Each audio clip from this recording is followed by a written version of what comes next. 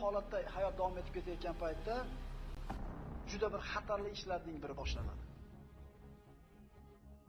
Va keyin Yajuj Majuj chiqadi. Yajuj Majuj chiqqanda unda oldingi ahvol holva bo'lib qoladi. Yajuj va Majujning soni shu darajada ko'p bo'ladiki, quyidagi hadisga quloq solamiz. Yajuj Majuj bir daryoni dengizdan o'tib ketsa, birinchi safdagilari, orqa safdagilari bir paytlar sutda dengiz bo'lardi deb o'tib ketadi. Rasululloh sollallohu alayhi vasallam aytadilar, ular uchun, ya'ni Iso bilan birga turgan mu'minlar uchun bitta ho'kizning kallasi 100 dinor sof oltindan ko'ra afzal bo'lib qoladi. Ya'ni yegan hech narsa qolmaydi degani. Yegilib hech narsa qolmaydi. Ertalabga nonushta subhanalloh bo'ladi. Ovqat yemaydi, yo'q ovqat. Peshinga Allohu akbar, kechqurun alhamdulillah bo'ladi. Yo'q, boshqa hech narsa yo'q. Ildiz chaynab bo'lsa ham turishadi o'sha.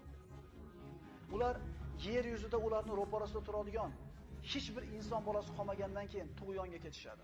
Ya'ni urushadigan hech kim qolmadi ularga qarshi. Shunda aytishadiki, yerdagilarni o'ldirdik. Endi osmondagilarni o'ldiramiz.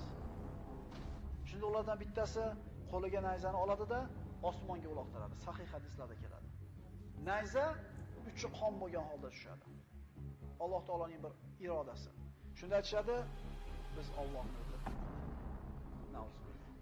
Shunda ularning qo'lida turib, iymonini yashirgan ba'zi bir zaif kishilar kofir bo'lib iymondan qaytib ketishadi.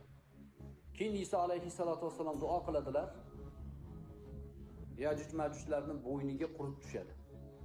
Rivoyatlarda qurib. Endi hozir virus bo'lsa kerak u. Virus tushadi. U o'zlarini yeb o'ldiradi. Yajuj Majuj o'lganda yer yuzida oyoq bosadigan joy qolmaydi.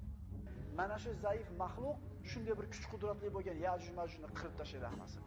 Alloh taolo o'zini qudratini ko'rsatib qo'yaptiki, innahu ala kulli shay'in qodir. Alloh har narsaga qodir.